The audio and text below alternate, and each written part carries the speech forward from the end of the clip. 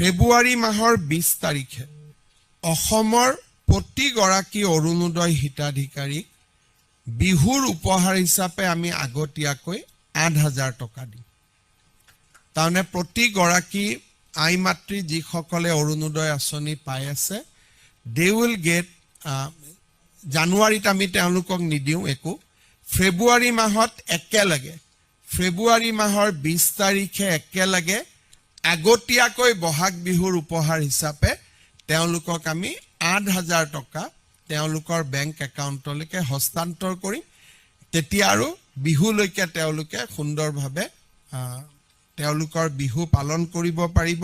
ফেব্ৰুৱাৰী মাহৰ 20 তাৰিখে অসমৰ প্ৰতিগৰাকী অৰুণোদয় হিতাধিকাৰীক বিহুৰ উপহাৰ হিচাপে আমি আগতীয়াকৈ ৮,০০০ টকা দিম।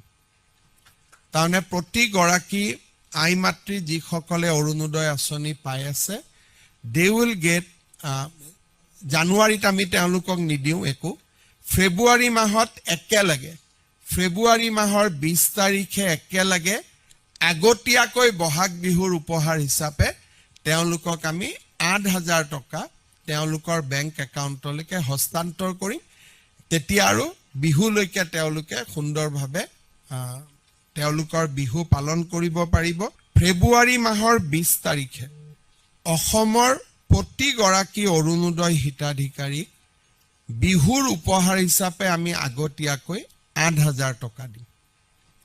তাৰমানে প্ৰতিগৰাকী আই মাতৃ যিসকলে অৰুণোদয় আঁচনি পাই আছে, দে উইল গেট, জানুৱাৰীত আমি তেওঁলোকক নিদিওঁ একো, ফেব্ৰুৱাৰী মাহত একেলগে, ফেব্ৰুৱাৰী মাহৰ 20 তাৰিখে একেলগে আগতীয়াকৈ বহাগ বিহুৰ উপহাৰ হিচাপে তেওঁলোকক আমি ৮,০০০ টকা তেওঁলোকৰ বেংক একাউণ্টলৈকে হস্তান্তৰ কৰিম।